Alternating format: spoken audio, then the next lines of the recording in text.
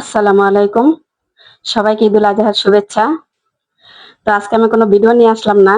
আজকে আমি সব রেসিপিতে আমার এগুলো দেওয়া আছে। তাই আমি শুধু একটু সামান্য দেখানোর জন্য আমি আসলাম। আজকে আমি খিচুড়ি পাকাইছি, পাতলা খিচুড়ি, আর হলো যে গরু মাংস, আর এই যে স্পেশাল ফিরনি।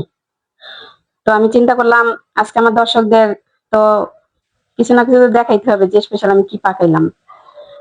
তো এই যে আজকে এগুলাই খাওয়া দাওয়া, আর কোনো রেসিপি আমি আনলাম না।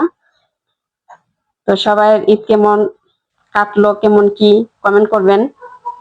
আল্লাহর অশেষ রহমতে তো আমাদের ঈদ অনেক ভালো গেছে, আলহামদুলিল্লাহ আলহামদুলিল্লাহ আলহামদুলিল্লাহ। তো এই যে তো ফিরনিটা কিন্তু খাইতে অনেক স্বাদ হয়েছিল, মাশাআল্লাহ। তো সবাই কেমন আছেন বলবেন।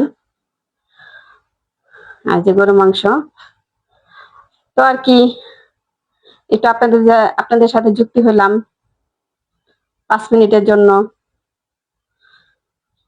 তো আবার বাইচা থাকলে তাহলে আবার কোনো রেসিপি নিয়ে আসবো। তো আজকে অনেক অনেক কাজ, অনেক কাজ, তাই অনেক কাজের ভিড়ও আপনাদের মাঝে আসলাম, যে ঈদের দিন আপনাদের তো শুভেচ্ছা জানাইতেই হবে। তাই তো ফিরনি রেসিপি আছে তাই আর দিলাম না, খিচুড়ি রেসিপি আছে তাই আর দিলাম না, গরু মাংস রেসিপিও তো আছে, তাই না আমার বোনেরা? তাই আমি দিলাম না।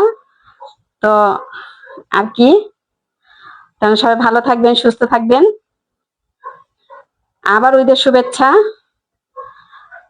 আবার একটা বছর পর আবার ঈদ আসবো, ঈদ আসবে, ঈদে আবার একটা বছর যাবে, 11 মাস, তারপরে আবার দেখা যাইবো 12 মাসের মধ্যে ঈদ আসে। তা দেখতে দেখতে রোজাও চলে গেল, দেখতে দেখতে কোরবানি ঈদও গেল।